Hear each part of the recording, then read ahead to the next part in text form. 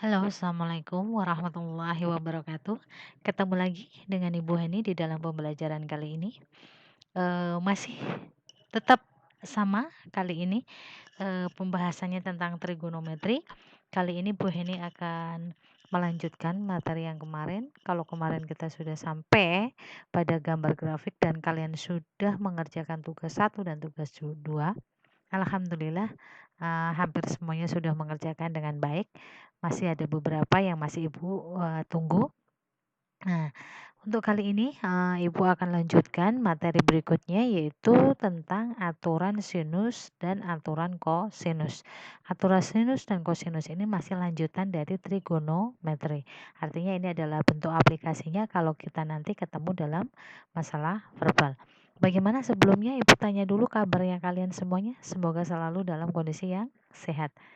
Sehat semuanya, tetap semangat dalam belajar walaupun harus masih tetap kondisinya adalah pembelajaran secara online. Semoga tidak bosan dengan pembelajaran pakai video rekam ini, karena memang ini adalah salah satu cara yang menurut Ibu adalah paling efektif untuk kalian bisa belajar, karena bisa diulang-ulang lagi di rumah. Oke, bagi yang ada kesusahan silahkan diulang-ulang. Oke, kita mungkin akan langsung saja untuk kali ini tentang aturan sinus dan aturan kosinus. Harapan Ibu setelah kalian nanti mempelajari ini, kalian nanti apa yang harus diharapkan? Diharapkan kalian bisa menerapkan aturan sinus kosinus dan kalian bisa menyelesaikan permasalahan kontekstual aturan sinus kosinus. Seperti biasanya seperti itu. Nah, sebelumnya Ibu, untuk mengingatkan kembali, kemarin sudah kita belajar tentang perbandingan trigonometri seperti yang terlihat di depan ini atau di layar kalian.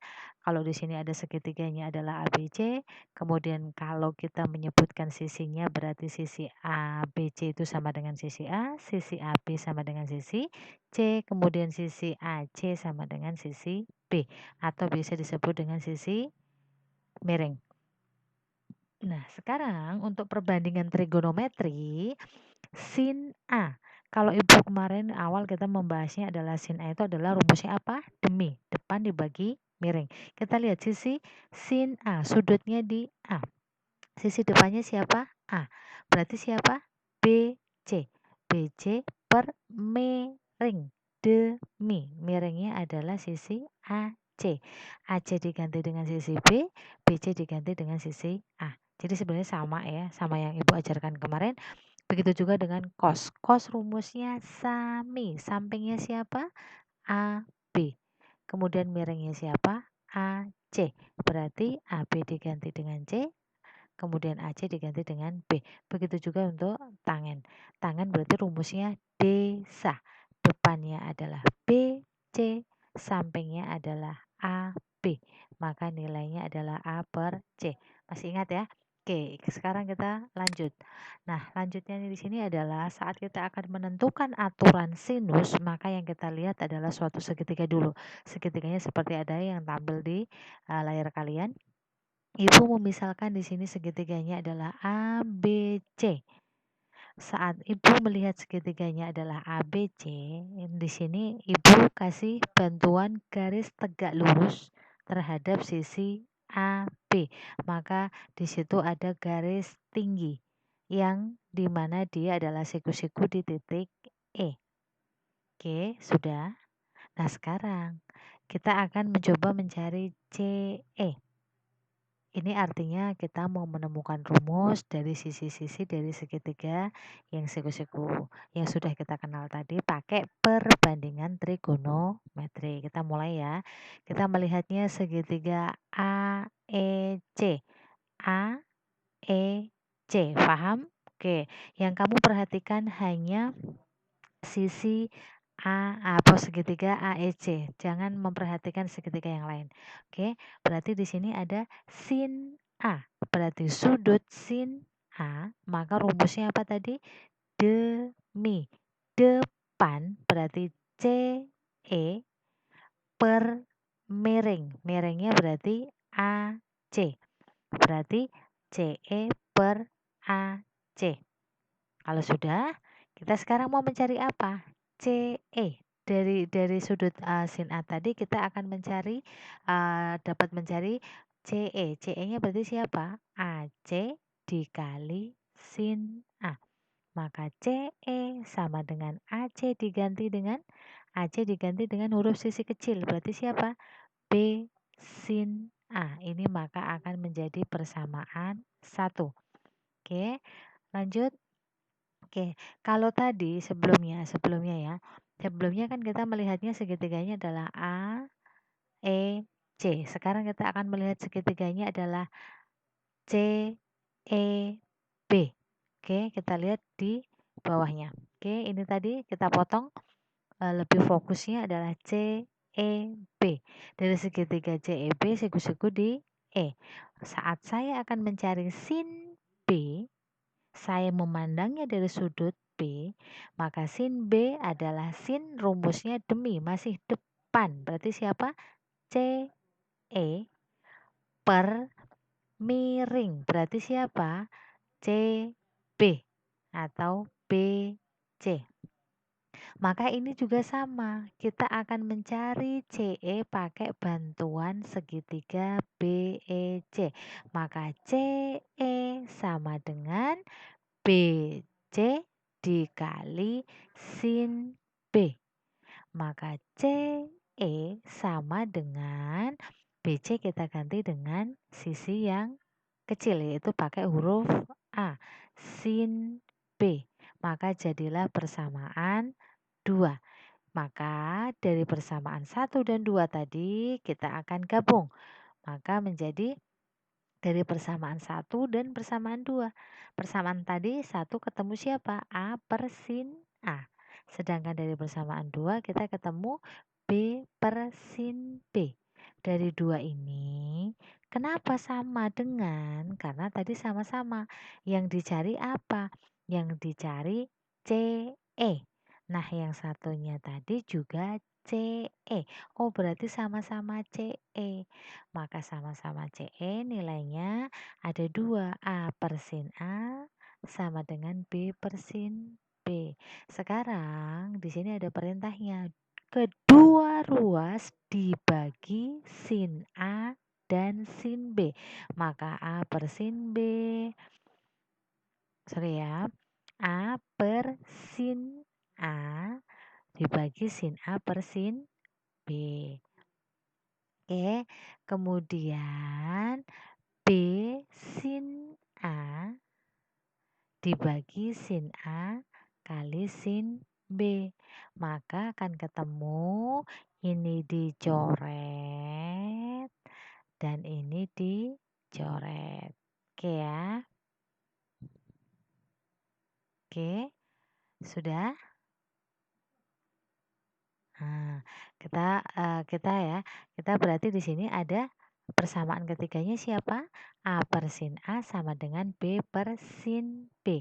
Maka seandainya kita akan melihatnya dari sudut pandang lain, kalau tadi Ibu melihat dari segitiga apa? AEC, pakai sudut A-nya yang Ibu mau mandang, sama sudut B pakai segitiga BEC. Seandainya sekarang kita mau melihatnya dari segitiga A, B, B, maka saya akan memandang juga dari sudut C. Maka nanti akan ketemu sama. Seandainya kamu perhatikan, kamu nanti bisa pelajari sendiri dari yang saya tampilkan ini atau yang Ibu tampilkan ini. Maka dari ini, dari segitiga A, D, B ketemu dengan cara yang sama tadi, kita mencari bantuannya siapa? D, B. Maka ketemulah DB adalah C sin A. Kemudian pada segitiga C, D, B, kita juga sama akan mencari DB biar sama tadi mencarinya. Kalau tadi kan CE yang awal tadi persamaan 1 sama 2. Maka ketemulah persamaan 3. Sekarang kita akan pakai sudut yang lain, memandangnya dari sudut A sama sudut C, pakai segitiganya yang ini, yang baru. Oke, maka ketemulah persamaan 4 tadi sudah, ketemulah persamaan 5 di sini, sama-sama mencari BD. garis tegaknya atau garis tingginya. Maka di sini ketemulah A sin C. Maka dari persamaan 4 dan 5 ketemulah persamaannya adalah C per sin C sama dengan A per sin A. Nah, kesimpulan apa yang bisa kita tarik? Oh, kalau tadi dari persamaan 3 tadi A per sin A sama dengan B per sin B, karena kita memandangnya dari sudut A sama sudut B. Nah, kemudian tadi Ibu memandangnya dari sudut A sama sudut C, ya kan? Maka ketemu yang baru yaitu siapa? A per sin A sama dengan C per sin C. Artinya apa? Oh, berarti untuk aturan sinus kita gabung antara persamaan 3 sama persamaan 6. Ketemulah aturan sinus yang seperti ini. Oke ya, sudah paham? Jadi aturan sinus ini diperoleh dari tadi cara kita memandang dari suatu segi tiga. Dengan bantuannya adalah pakai garis tinggi atau garis tegak lurus. Maka ketemulah aturan sinus itu siapa? Berarti A per sin A sama dengan B per sin B sama dengan C per sin C. Nah, 3 unsur ini 1, 2, 3 ini pemakaiannya tidak bisa berbarengan. Ingat, saya ulang lagi. Pada aturan sinus ini hanya akan bisa dipakai itu 2 unsur saja. Misal siapa? Saya pakai unsur yang pertama A per sin A sama B per sin B. Udah ini saja. Nah, nanti saat kondisi tertentu, soal tertentu, mungkin bukan A sama B, tapi saya B sama C. Berarti saya memakai siapa? B per sin B sama dengan C per sin C.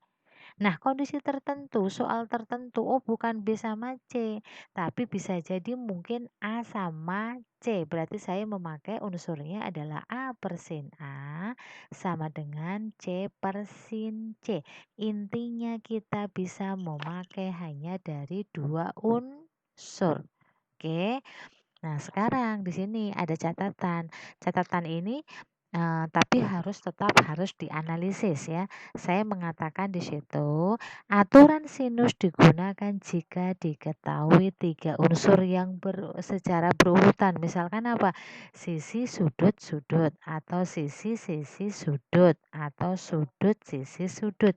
Tapi ini ya balik lagi saya bilang tergantung dari soalnya. Jadi tidak bisa maksudnya, oh langsung kalau ketemunya nanti ada ini berarti bisa pakai aturan sinus. Tidak juga gitu loh. Makanya ini hanya mewakilkan harus ada 3 unsur yang diketahui. Kan misalkan Ibu mau tutup. Misalkan begini, saya mau pakai A per sin A sama dengan B per sin B. Kalau kita perhatikan ada berapa yang di situ unsur-unsurnya ada 4, ya kan? Nah, di sini harus ada 3 unsur yang diketahui. Kita akan baru bisa mengerjakannya. Saat ada 2 unsur saja yang diketahui, maka kita tidak bisa menggunakan. Misalkan apa? Yang terlihat di layar kalian, maka misalkan gini, sisi A ketemu, yang pertama ya, sudut A ketemu, sudut B ketemu, maka akan bisa dicari. Begitu juga yang nomor 2. Misalkan sisi A ketemu, sisi B ketemu, sudut A ketemu, maka kita akan bisa mencari sudut B. Gitu loh maksudnya ya. Oke. Kita coba langsung ke contoh soalnya. Misalkan di sini, dalam segitiga ABC diketahui sisi C-nya adalah 40 cm, sudut A-nya 45 cm, sudut C-nya adalah 30, astagfirullahaladzim salah ya, membacanya salah. Sudut A adalah 45 derajat dan sudut C-nya adalah 30 derajat. Tentukan sisi A. Kita sudah belajar bagaimana maksudnya menyebutkan sisi pakai huruf kecil sama dengan 2 titik sudut. Kita sudah mempelajarinya. Oke, sekarang kita lihat dari yang diketahui, sisi apa yang diketahui? Yang diketahui adalah sisi C. yang diketahui sisi C. Maka saya pasti di sini akan menggunakan unsurnya adalah C. Dan yang diketahui adalah sudut A. Nah, berarti yang ditanya sisi A, maka saya menggunakan dua unsur yang tadi. Aturan sinusnya adalah pakai A per sin A sama dengan C per sin C. Nah, sekarang ada tidak tiga unsur yang diketahui? Ada. Siapa? Sisi C, sudut A, sama sudut C.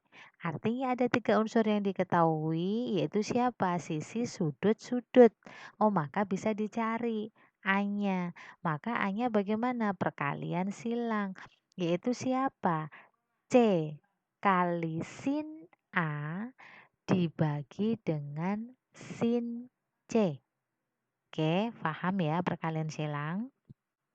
Maka A sama dengan sisi C sudah ketemu 40. Sudut A sudah ketemu 45. Sudut C sudah ketemu yaitu 30.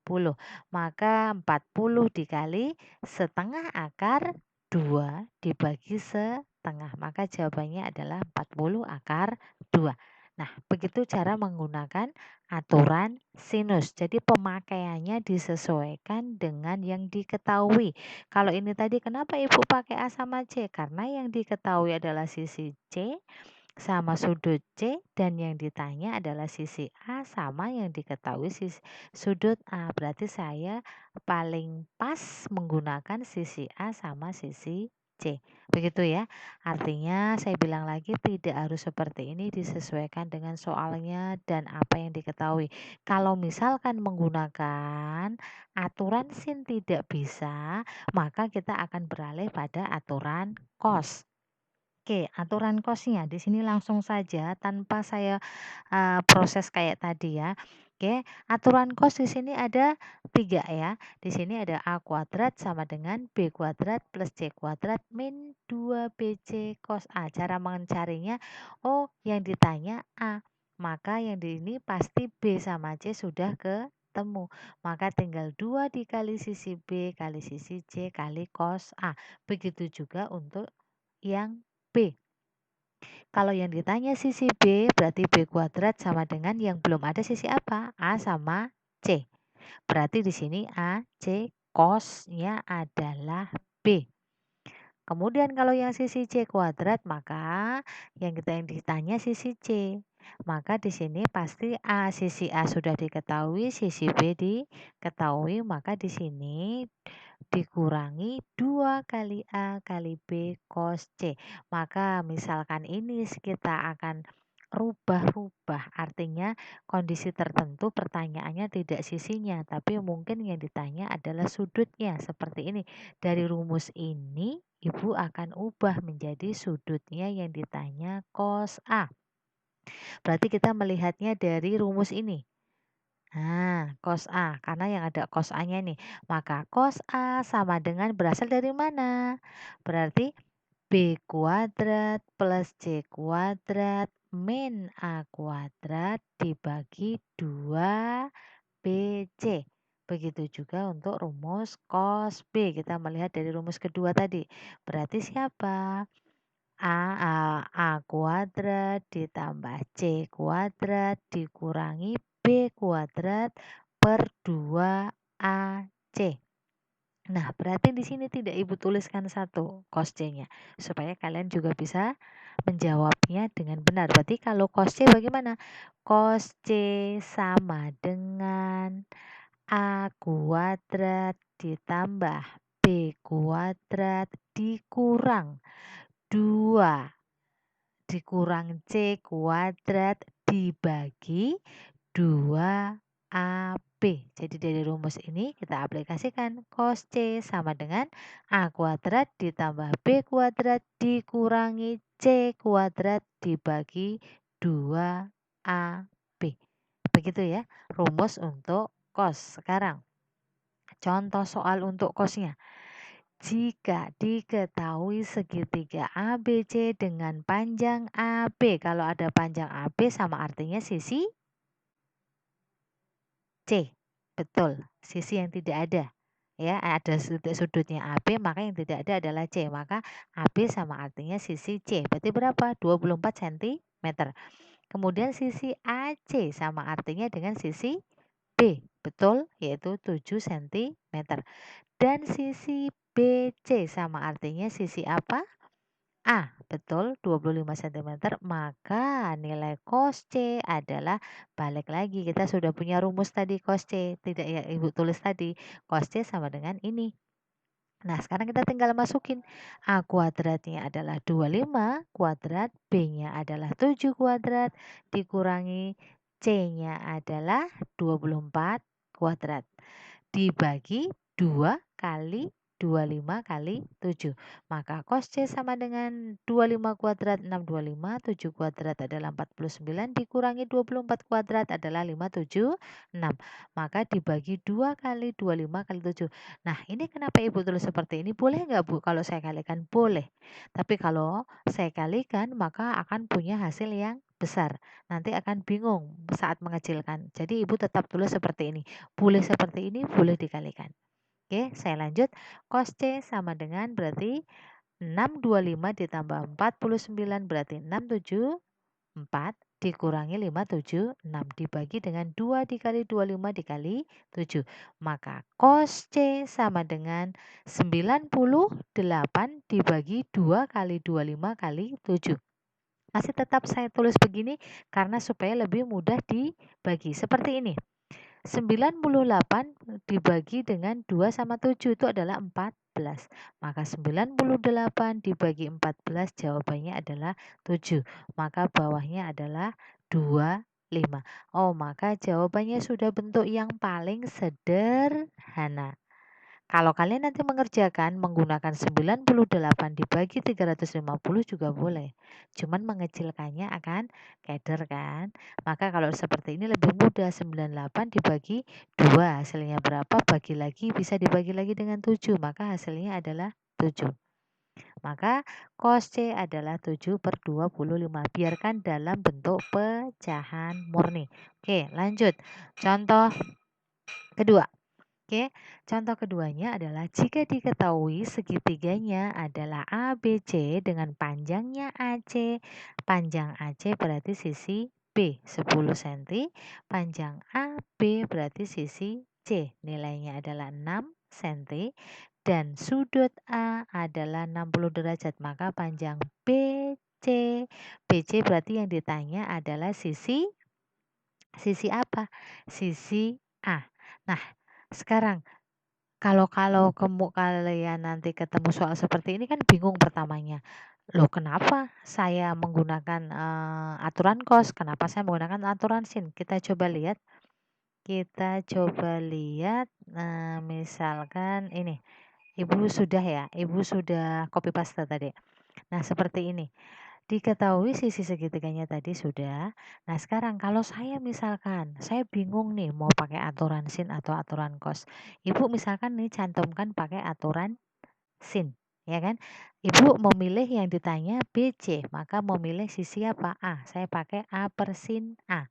Pertanyaannya A yang ditanya, belum diketahui. Unsur sudut A sudah ketemu? Sudah.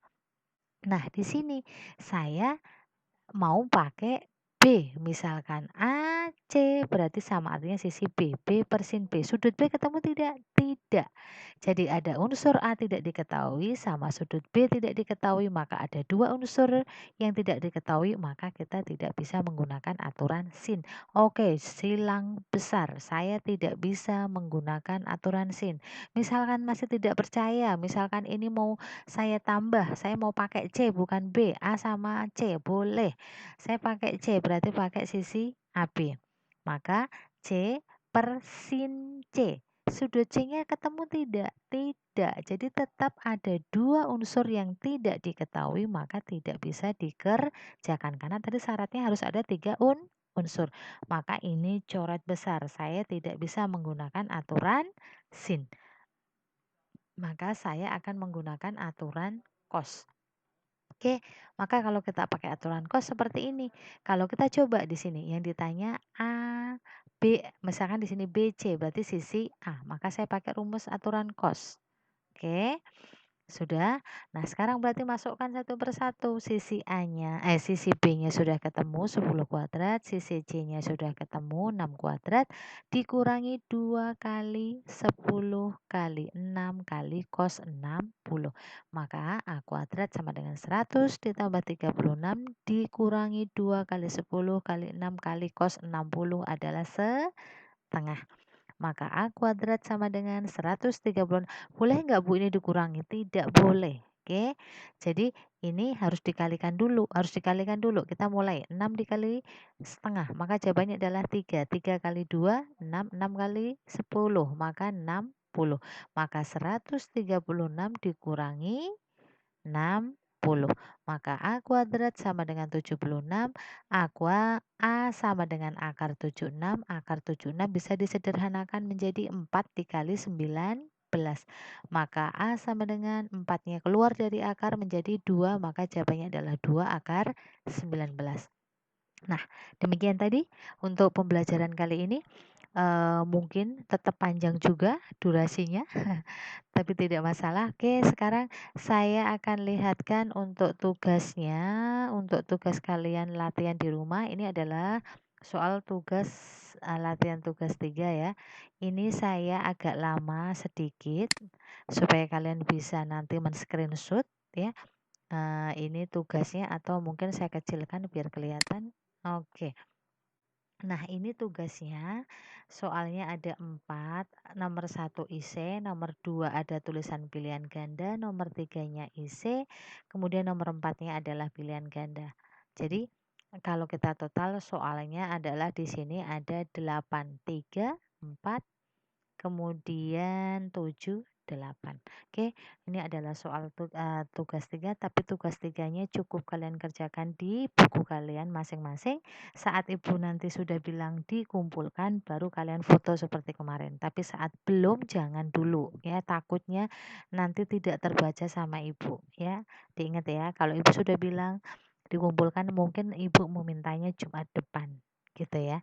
Oke, saya akhiri pembelajaran kali ini. Assalamualaikum warahmatullahi wabarakatuh.